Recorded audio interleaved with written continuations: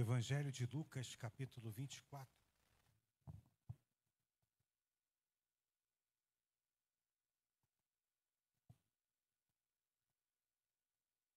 Abra sua Bíblia,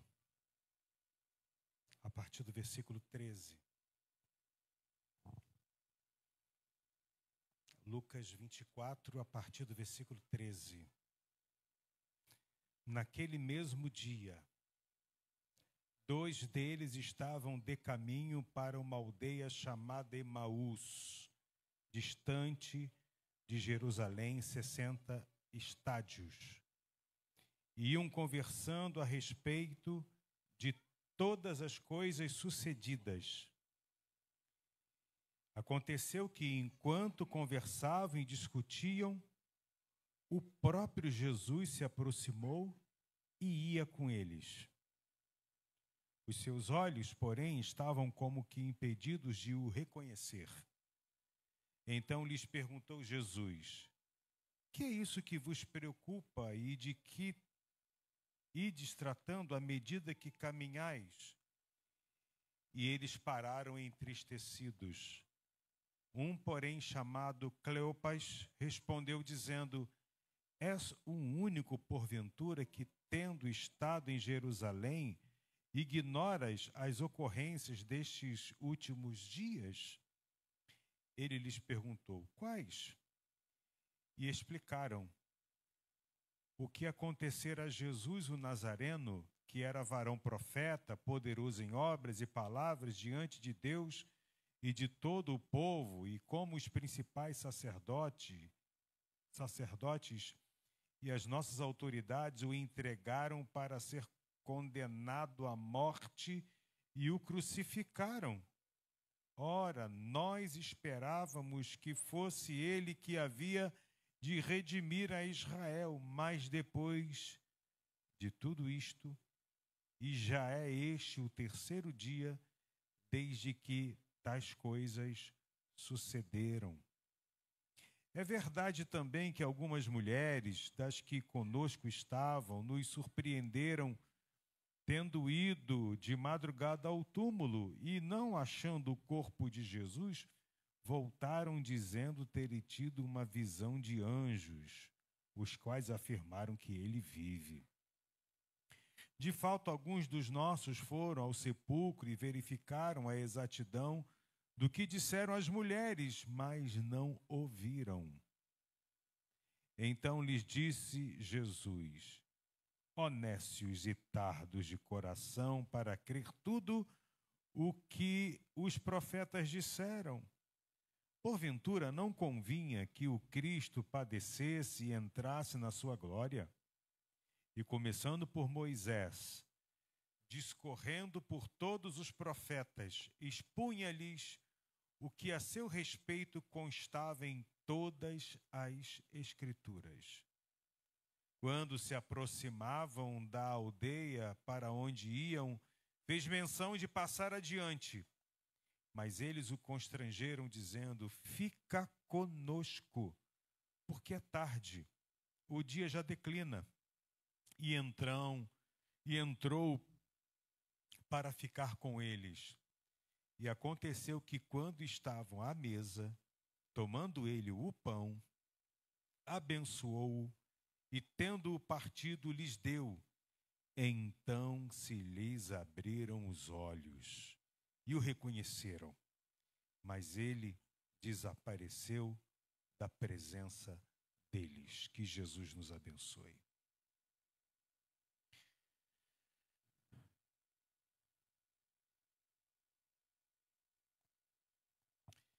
Depois de tudo, depois da explicação,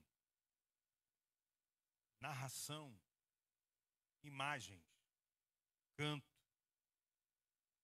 depois de tudo o que foi certificado pela dança, pela história bíblica e pela história secular, até no cinema. depois de se verificar que tudo isto vem sendo repetido ao longo dos anos, desde que você virou gente. Depois de tudo, depois de uma pregação, no caso aqui, depois de cumprir-se tudo o que o Senhor havia dito, que ele seria preso, que ele seria maltratado, que ele seria humilhado, que ele seria machucado, ofendido, ferido, que ele seria crucificado. Depois de tudo, ainda, pelo testemunho de mulheres que tiveram no túmulo e lá olharam que o túmulo estava vazio. Depois de tudo, o que foi explicado, de fato, uma expectativa que não foi produzida pelo Espírito de Deus. E, de novo, ficamos frustrados. Esses dois discípulos, no verso 21, mais uma vez, ora, nós esperávamos que fosse ele quem havia de redimir Israel. Em outras palavras, nós queríamos que Jesus levantasse um número da sua chapa, se transformasse num político, viesse como imperador, fizesse uma revolução política, social, judiciária, geral, uma virada de página, uma virada de mesa, para ele reinar de maneira política, para nos vingar da opressão que vivíamos debaixo de uma liderança, de um governo carnal. Já é o terceiro dia que as nossas expectativas de mudança de governo, mudança de clima social, humano, não aconteceu. Ou seja, você foge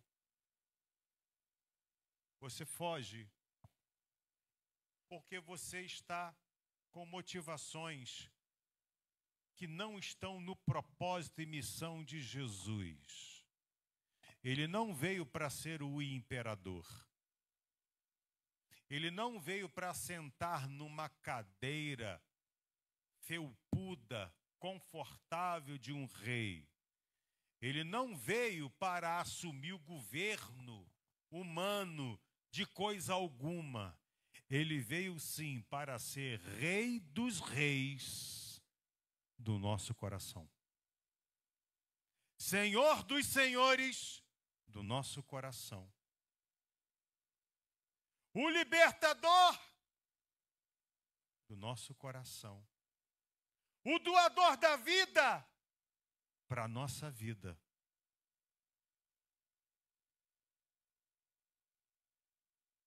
Enquanto eles seguiam Jesus na expectativa de que aquilo que eles esperavam acontecesse e não aconteceu, eles fogem.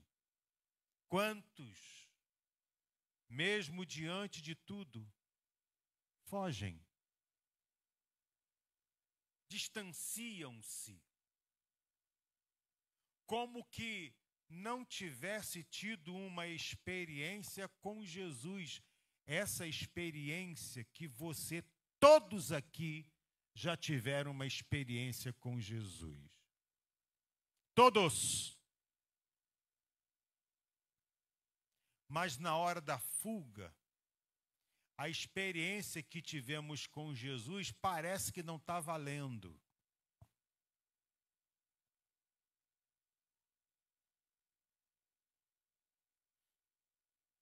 E você se esquece de que há um sem números de pessoas que ainda nunca ouviram falar de Jesus, da sua obra, nunca tiveram uma exposição desta como estamos tendo aqui à noite. Nunca diante deles foi a Bíblia aberta e explicada a eles. Nunca. E você teve pelo menos uma experiência com Jesus. Você até atribui a Jesus o que aconteceu com você. E você não tem isso como um ato de graça do Senhor, porque na hora de decidir fugir, ao invés de você ficar com aquilo que Jesus iniciou na tua vida, você larga Jesus e foge de Jesus.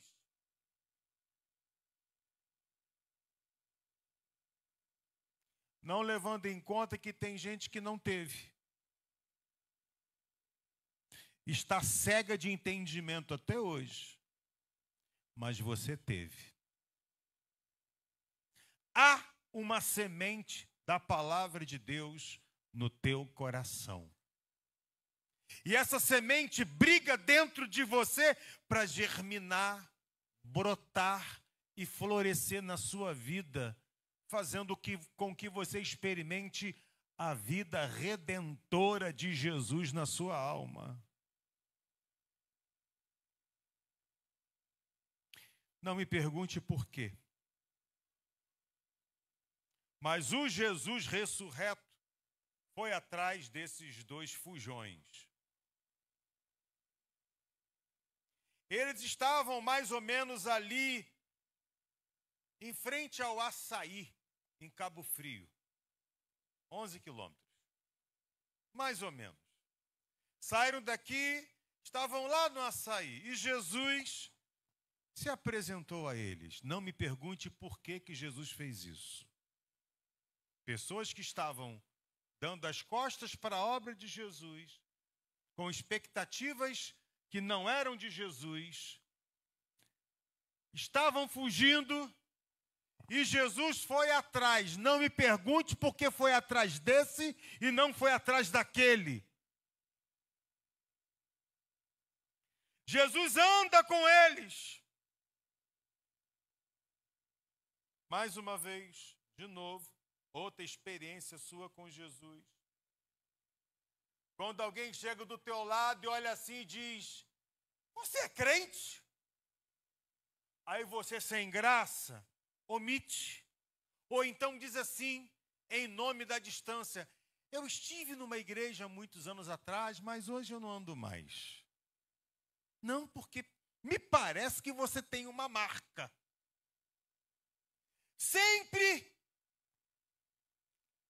Sempre, talvez não seja a melhor palavra. Porque nós não sabemos quantas vezes mais o Senhor vai tocar em você para dizer que você está longe demais.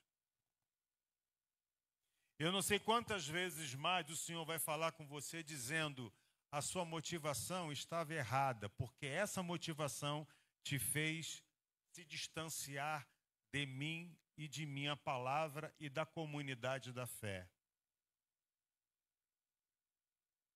Eu não sei quantas vezes mais, mas eu sei de uma coisa: hoje aqui à noite, o Senhor está te lembrando, uma vez mais, de que você está longe, de que Ele foi ao seu encontro, está aqui no seu encontro, está aqui com você, falando com você, ouvindo as suas justificativas, ainda que nos pensamentos, fugindo ainda de algumas coisas na sua mente, não querendo pensar, tentando driblar, tentando dar perdido, tentando fugir do assunto, procurando se distrair aqui, ali e acolá. Mas o Senhor Jesus, quando mira em alguém, Ele vai até o fim com esse alguém. Porque a sua graça, ela é irresistível.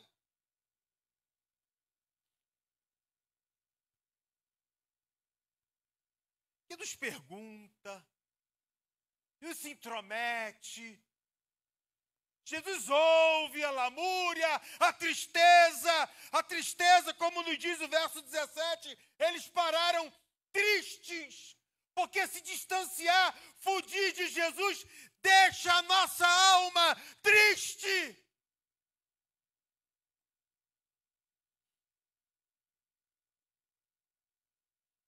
E a coisa estava vívida no coração deles dois. Eles relataram tudo. Tudo. Até que Jesus, num ato, tipo ultimato, ele vai, interrompe a fala daqueles dois, interrompe o pensamento daqueles dois, dá uma pausa na vida daqueles dois e diz: honestos e tardos de coração, para crer tudo o que os profetas disseram. Porventura não convinha que o Cristo padecesse e entrasse na sua glória? E começando por Moisés, discorrendo por todos os profetas, expunha-lhe o que a seu respeito constava em todas as Escrituras.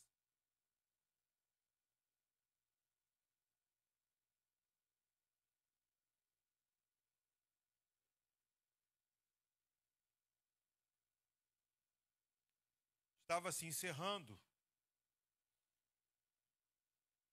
aquele despertar para aqueles dois que estavam fugindo. E Jesus disse: eu vou adiante, até mais ver. E a conversa, mesmo com... Olha que coisa curiosa. Mesmo Jesus chamando a atenção deles, chamando-os de nércios e tardos de coração. Quem gosta de ser chamado de nércio? Quem gosta de ser chamado de paquiderme?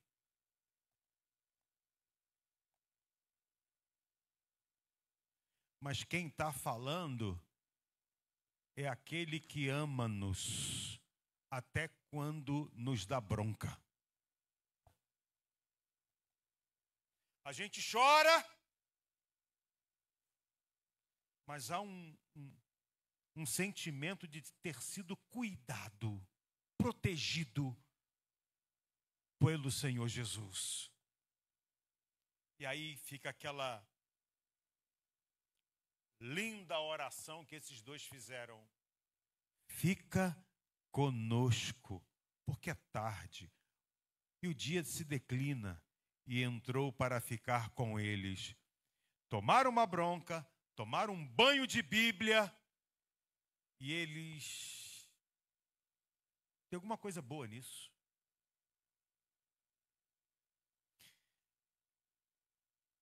À mesa, o Senhor pegou o pão, deu graças e partiu.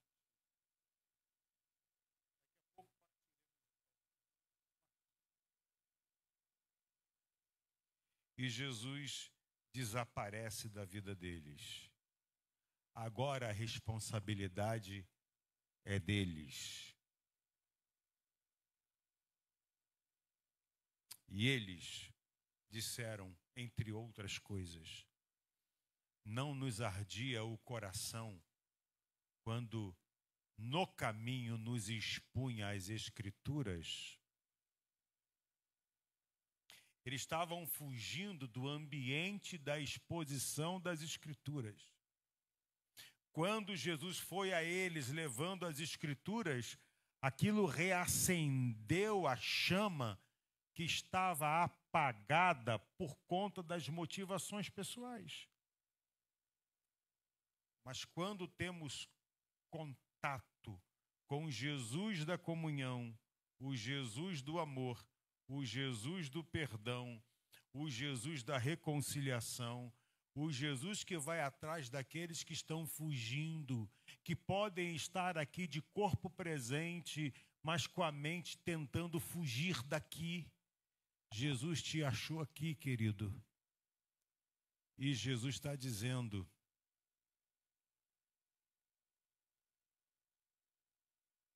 é hora hora de voltar.